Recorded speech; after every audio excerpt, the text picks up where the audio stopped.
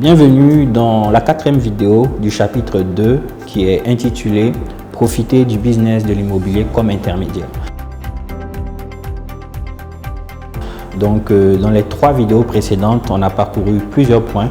Je vous ai parlé un peu c'est quoi être un intermédiaire. J'ai beaucoup insisté sur comment est-ce qu'on touche les commissions en tant qu'intermédiaire. J'ai parlé du principe des intermédiaires dans le business de la location.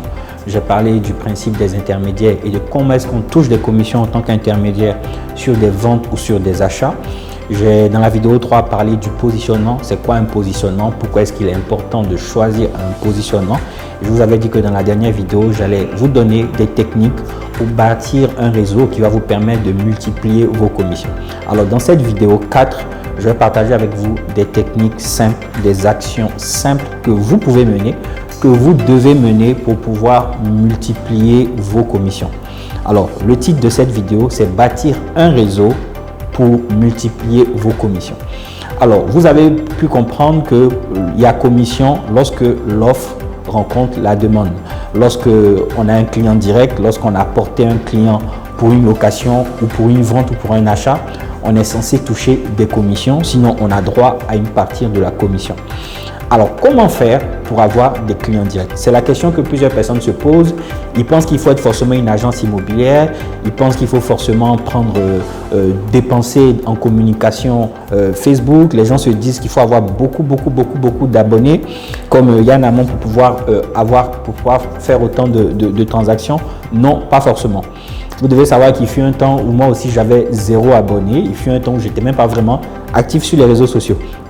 Alors, lorsqu'on parle de bâtir un réseau pour multiplier les commissions, ce n'est pas d'abord sur les réseaux sociaux. Ça commence d'abord en dehors. Donc, je vais partager avec vous 2 grandes sources qui vont vous aider à bâtir votre réseau pour multiplier vos commissions.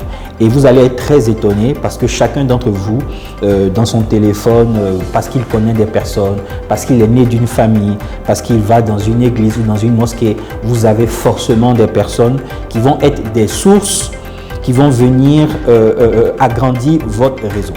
Alors, la première catégorie, on va l'appeler la source 1, sinon un ensemble de sources.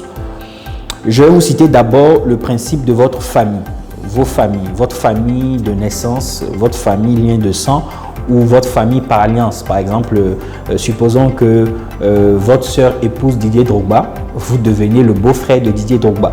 Donc Drogba entre en parenthèse dans votre famille, mais même si vous n'étiez pas un Drogba. Donc la première source, sinon on va appeler cet ensemble de sources là les connaissances. Pour bâtir un réseau, pour multiplier vos commissions, vous allez devoir vous appuyer dans un premier temps ou au départ ou pendant un certain moment sur ce qu'on appelle les connaissances. Vous avez forcément des connaissances. Que vous soyez d'une famille nombreuse ou d'une petite famille, vous avez au moins des frères, des sœurs, des cousins, des tontons, des tantis. Et vous devez savoir que parmi vos cousins, vos frères, vos sœurs, vos tantiers, vos tontons, certains d'entre eux ont certainement des besoins immobiliers ou certains d'entre eux ont des patrimoines ou des biens immobiliers. Donc, c'est plus facile pour vous d'avoir comme client direct un proche dans le sens de famille ou allié que d'une personne très lointaine.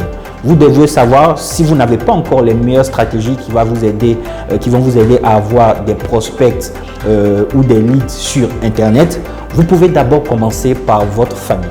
Donc, source 1, les connaissances. On parle d'abord des familles, familles et alliés. Deuxième chose, les fréquentations scolaires. Vous avez été au primaire